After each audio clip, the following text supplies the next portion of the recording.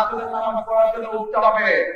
তাহাজ্জুদের নামাজ পড়বেন এবং ভোট কেন্দ্রের সামনে গিয়ে যাবে, ভোট কেন্দ্রের সামনে গিয়ে ফজরের নামাজ জামাত করে আদায় করবেন। সেরকম একটি ষড়যন্ত্র আবারও শুরু হয়েছে। গণতন্ত্রে যারা বিশ্বাস করে, মানুষের বাক স্বাধীনতায় যারা বিশ্বাস করে, গণতন্ত্রের স্বাধীনতায় যারা বিশ্বাস করে, সকলকে আমি আহ্বান জানাবো, ধানের শীষ তথা বিএনপি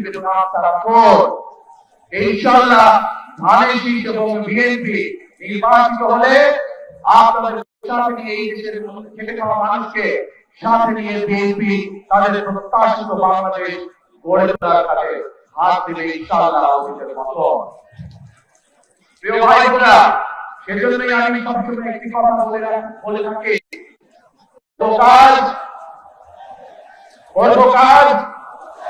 করব দেশ, সবার আগে বাংলাদেশ। করব কাজ, করব দেশ, সবার আগে বাংলাদেশ।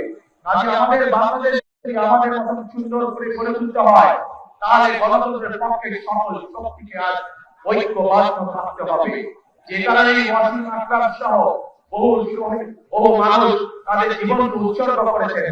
তাদের জীবনের মূল্যকে যদি আজ আমাদের তাদের মূল্য দিতে হয়, তাদের জীবনের ত্যাগকে, তাহলে অবশ্যই আজকে আমাদের মানুষের যে প্রত্যাশা, সেই প্রত্যাশা পূরণের জন্য কাজ করতে হবে। এবং যা মাত্র বললাম আমি, ইনশাআল্লাহ ধানের শীষের রাস্তা রাখো, ইনশাআল্লাহ বিএনপির রাস্তা রাখো, বিএনপি আপনাদের সাথে নিয়ে আপনাদের সেই প্রত্যাশা পূরণে কাজ করবে।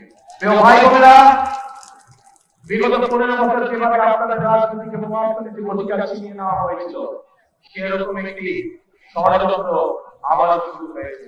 আপনাদের প্রতি আমার আহ্বান, এই ষড়যন্ত্র সম্পর্কে সকালে সজাগ থাকবে, সতর্ক থাকবে, যাতে আবার আপনাদের অধিকার কেউ ছিনিয়ে নিতে না পারে। আপনাদের ভোটের অধিকার, আপনাদের কথা বলার অধিকার, আপনাদের বেঁচে থাকার অধিকার যাতে আবার কেউ ছিনিয়ে না পারে। 12 তারিখের নির্বাচন ইনশাআল্লাহ, এই নির্বাচনের দিন আপনাদের কাছে আমার প্রত্যাশা, কখন যাবেন ভোট দিতে? না, এবার মজুরি গেলে হবে না, এবার তাহাজ্জুদের নামাজ পড়ার জন্য উঠতে হবে। তাহাজ্জুদের নামাজ পড়বেন এবং ভোট কেন্দ্রের সামনে গিয়ে যাবে, ভোট কেন্দ্রের সামনে গিয়ে ফজরের নামাজ জামাত করে আদায় করবেন। তারপরে লাইন দিয়ে ভোটের জন্য দাঁড়িয়ে যাবেন, যখন ভোট কেন্দ্রে ঢুকবেন। পারবেন ইনশাআল্লাহ। তাহলে কথা একটাই, করব কাজ, করব দেশ, সবার আগে বাংলাদেশ।